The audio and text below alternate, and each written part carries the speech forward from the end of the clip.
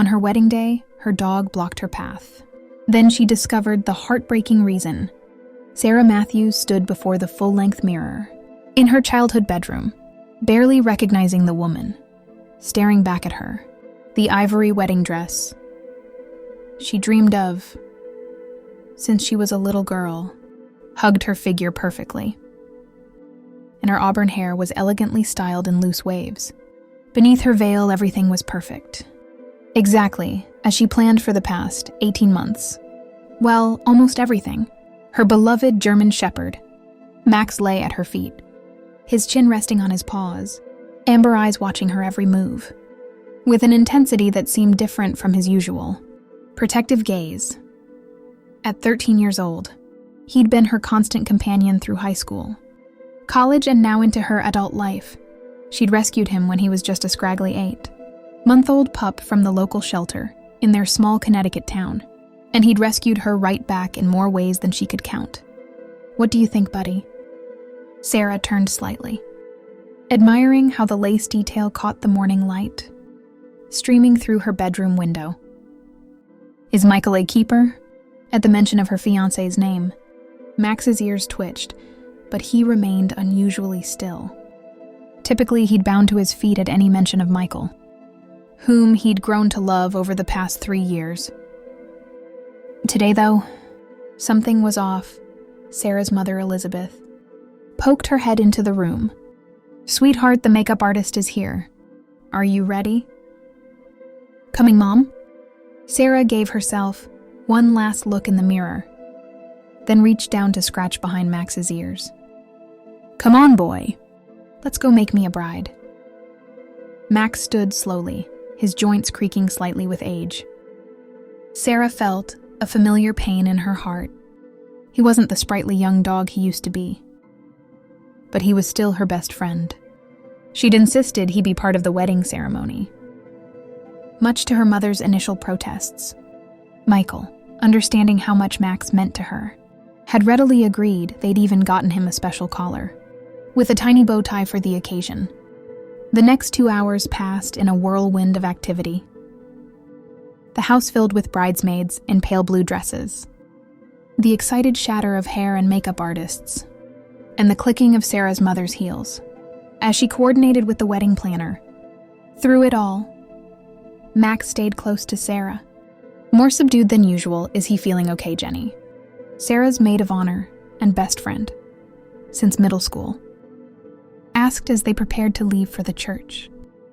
"He seems a little off today." Sarah frowns, slightly reaching down to run her hand along Max's back. "I think he's just picking up on all the excitement. You know how sensitive he can be." But deep down, she knew it was more than that. Max had been different for the past few days, eating less, moving more slowly, spending more time sleeping. She'd meant to take him to the vet, but with the last-minute wedding preparations. "We should get going," Elizabeth announced, checking her watch. "The photographer wants to get some shots before the ceremony, and traffic might be heavy." Sarah nodded, gathering her skirts. "Come on, Max. Time to go." The drive to the historic St. Patrick's Church was short, but Sarah's stomach was in knots the entire way. Not from wedding jitters. She had no doubts about Michael, but from worry about Max. He'd been unusually clingy during the car ride, resting his head on her lap, despite usually being well-behaved in the car. They arrived at the church with an hour to spare before the ceremony. The photographer was already setting up in the church garden, taking advantage of the perfect late September weather. Golden sunlight filtered through the changing leaves, creating a magical atmosphere. That was exactly what Sarah had hoped for. "Let's get some shots of the bride alone first," the photographer suggested, positioning Sarah near a beautiful old oak tree. "Then we'll bring in the wedding party." Max, who had been sitting quietly beside Sarah's father, suddenly got to his feet before anyone could react. He walked over to Sarah and planted himself firmly in front of her, blocking the photographer's view. "Max, move aside, buddy," Sarah said, gently, trying to guide him away. but Max wouldn't budge. He wasn't growling or showing any signs of aggression. He simply stood there, his body pressed against her legs, looking up at her with those soulful eyes. "Max, come here, boy." Sarah's father called patting his leg nothing. "Maybe he needs to go for a walk," Jenny suggested, reaching for his leash. But when Jenny approached, Max only pressed closer to Sarah, nearly causing her to lose her balance. "Max, what's wrong?" Sarah knelt down, wedding dress and all, to look into his eyes. That's when she noticed something she hadn't before. His breathing was slightly labored, and there was a tremor in his legs that hadn't been there earlier. "Sarah, we need to get these photos done," her mother said, a note of frustration creeping into her voice. "The guests will be arriving soon." But Sarah barely heard her. She was focused entirely on Max, who had now laid his head on her shoulder, something he did when he wasn't feeling well and needed comfort. His body was warm, too warm against hers. "Something's wrong," Sarah said, her voice cracking. "He's not okay." Jenny knelt beside them, placing a gentle hand on Max's side. "His heart is racing." Sarah's father stepped closer. Concern etched on his face. "Should we call the vet, but the wedding?" Elizabeth began, then fell silent at the look on her daughter's face. Sarah was already pulling out her phone, dialing Dr. Peterson, who had been Max's vet since she'd first adopted him. Her hand shook as she pressed the phone to her ear. "Dr. Peterson's emergency line. This is Kate speaking, Kate. It's Sarah Matthews. Something's wrong with Max. He's having trouble breathing. His heart is racing and he's acting very strange. Please, I need help." There was a pause on the other end. "Sarah, aren't you getting married today?" "Yes," but Sarah's voice caught. "Please bring him in right away. Dr. Peterson is here doing paperwork.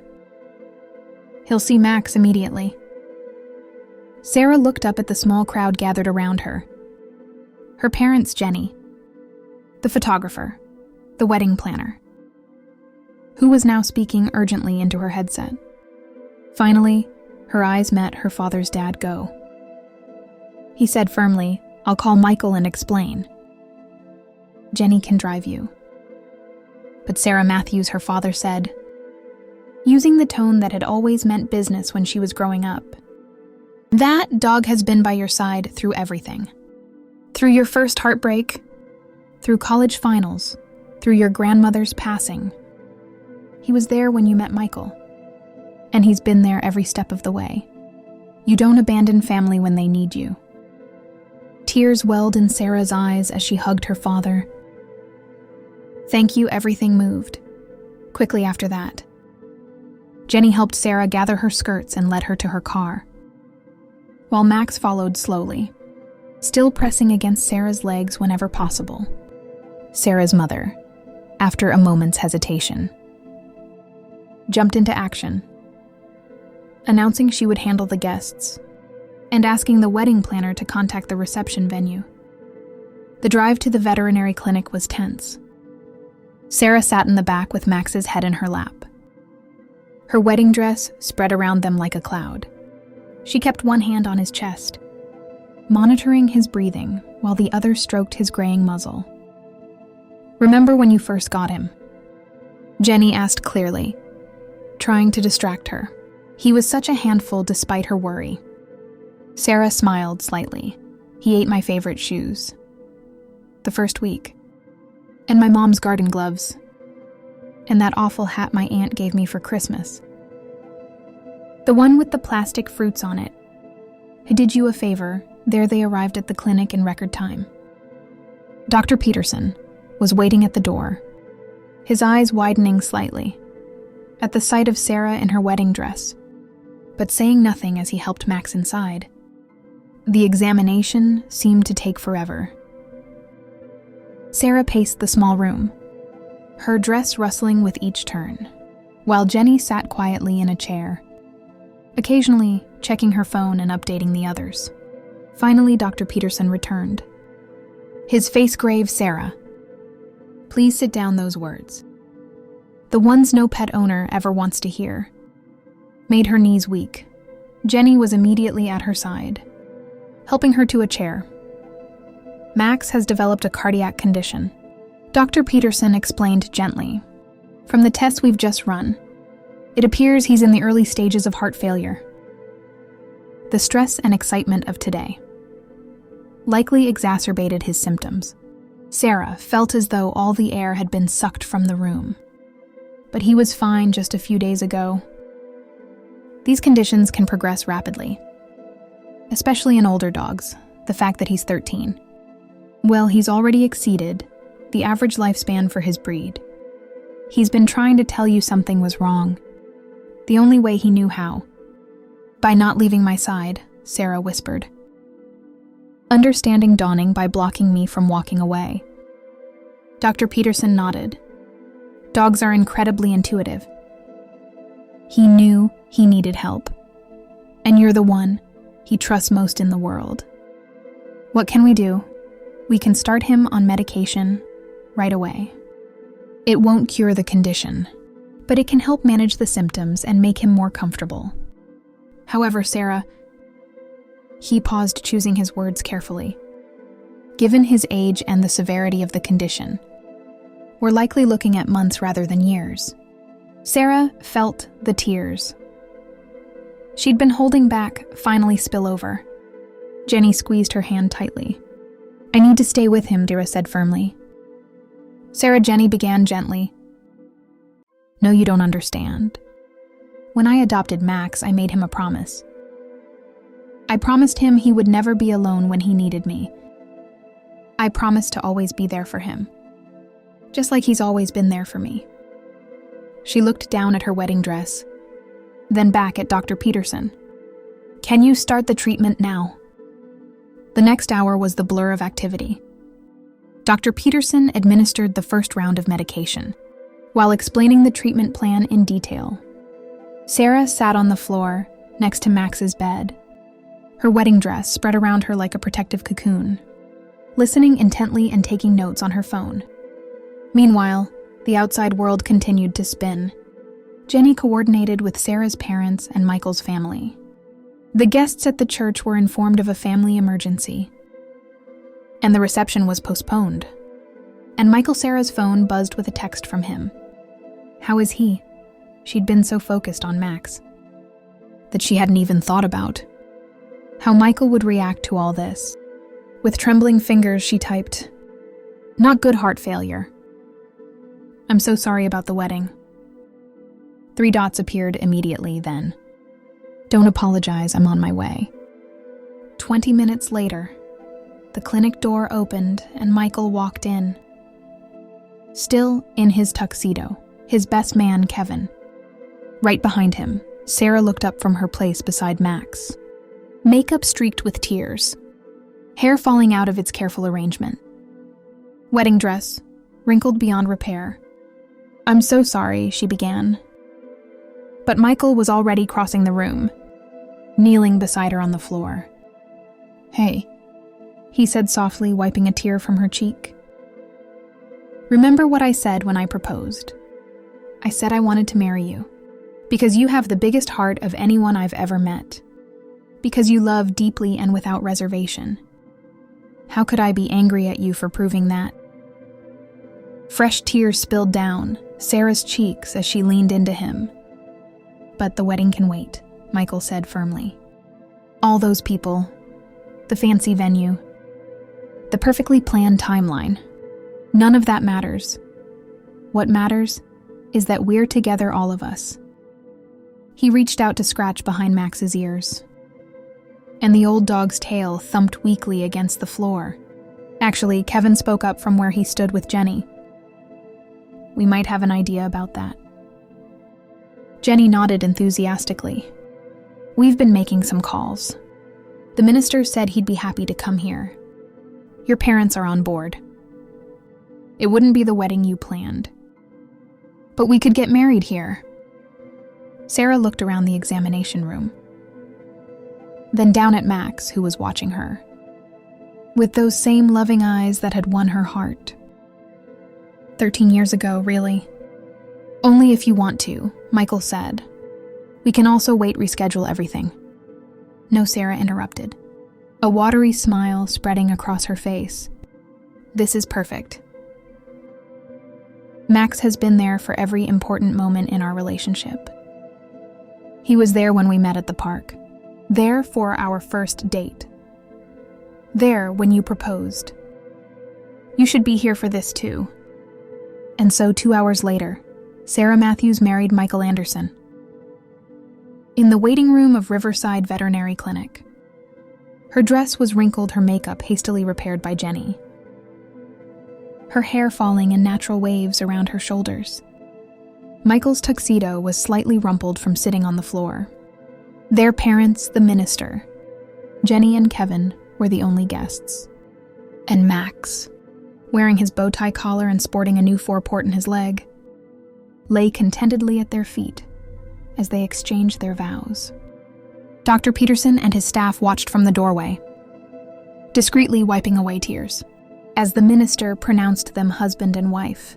When Michael kissed the bride, Max managed to lift his head and give a single, quiet wolf of approval, making everyone laugh through their tears.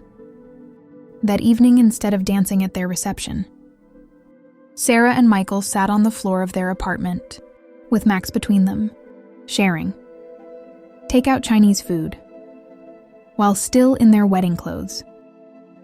They took turns, feeding him small bites of plain chicken that Dr. Peterson had approved. You know, Michael said, watching as Max gently took a piece of chicken from Sarah's fingers. When I first met you two at the park that day, I knew Max was part of the package deal. I just didn't realize he'd end up teaching me so much about love. Sarah looked at her new husband curiously. What do you mean? Well, look at today. You had this perfect wedding planned. Everything exactly the way you dreamed it. But the moment Max needed you, none of that mattered. You didn't even hesitate. That's real love, the kind that doesn't count the cost. That shows up no matter what. The kind I want our marriage to be built on. Sarah leaned over to kiss him, careful not to disturb Max, who had drifted off to sleep between them. When did you get so wise? I learned from the best, Michael smiled, nodding at Max. He's been showing us how to love unconditionally all along. The months that followed were both precious and difficult. Max had good days and bad days. The medications helped, but they couldn't stop the inevitable progression of his condition. Sarah and Michael adjusted their lives around his needs, taking turns, staying home with him when he was too tired to be alone, celebrating the good days with short walks in the park, where they first met, and comforting him through the harder ones. Through it, all Max maintained his gentle, loving spirit. He still greeted them at the door when they came home, even if he could only wag his tail instead of jumping up. He still insisted on sleeping next to their bed, still begged for treats with those soulful eyes, and still showed his love in countless small ways. On a quiet evening in early spring, almost 6 months after the wedding, Max let them know it was time. He'd had a good day, he'd eaten well, enjoyed some sunshine in the backyard, and even played gently with his favorite toy. But as night fell, he became restless, moving from Sarah to Michael and back again, as if making sure they were both there. They called Dr. Peterson, who came to the house in their living room, with Max's head cradled in Sarah's lap, and Michael's strong hands stroking his back. They said goodbye to the faithful friend who had given them so much. "Thank you," Sarah whispered in Max's ear as he drifted peacefully away. "Thank you for everything, for being my protector, my friend, for leading me to Michael, for teaching us what love really means, and thank you for choosing me all those years ago." At the shelter later that night, as they looked through photos from their unconventional wedding day, Sarah paused on one that Jenny had captured without them noticing. In it, Sarah and Michael were exchanging their vows. But they weren't looking at each other or the minister. Instead, they were both looking down at Max, who was gazing up at them with pure love in his eyes. "He knew," Sarah said softly, tracing Max's image with her finger. "That day at the church, when he wouldn't let me walk down the aisle. He knew he was running out of time, and he wanted to make sure. We understood what really mattered." Michael wrapped his arms around her. He succeeded. Our wedding day wasn't perfect in the traditional sense, but it was perfect for us. Because of Max, we started our marriage focused on what truly matters: love, commitment, and being there for each other, no matter what. A year later, Sarah and Michael stood in front of the Riverside Animal Shelter, the same shelter where Sarah had found Max 13 years earlier. They spent months grieving Max's loss, but now they felt ready to open their hearts again. "Are you sure about this?" Michael asked, gently squeezing Sarah's hand. Sarah nodded, touching the locket around her neck. That contained a small photo of Max. "He taught us so much about love. The best way to honor his memory is to share that love with another dog who needs a home inside." They were greeted by the familiar sounds and smells of a shelter. As they walked past the kennels, Sarah couldn't help but remember the day she'd first seen Max, a skinny, scared German Shepherd puppy, who'd stolen her heart with one look from those soulful eyes. At the end of one row, they stopped in the last kennel. A senior golden retriever lay on a worn blanket, gray around the muzzle, watching them with gentle brown eyes. The name card read Duke. Age 10. Most people want puppies or young dogs, the shelter worker explained. Noticing their interest, Duke's been here for 3 months. His family had to surrender him when they moved into a nursing facility. He's sweet as can be, but his age puts people off. Sarah knelt down by the kennel door. Duke lifted his head, then slowly got to his feet and walked over to her through the gate. He pressed his nose against her hand. "He has arthritis in his back legs." The worker continued. "He'll need medication and probably won't be up for long walks."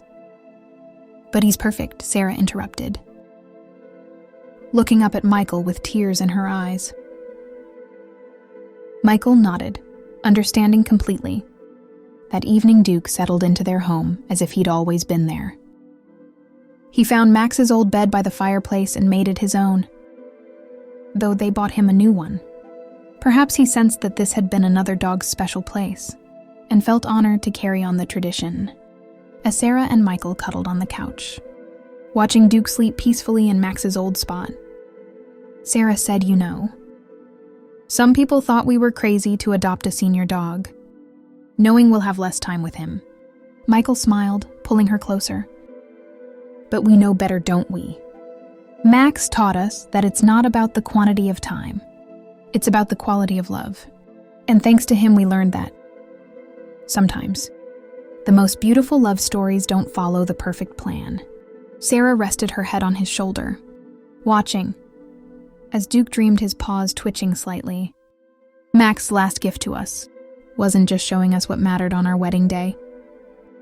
It was teaching us that love is worth any sacrifice, any pain. That's why we can open our hearts to Duke now, even knowing we'll have to say goodbye sooner than we'd like. And look what he's already giving us in return.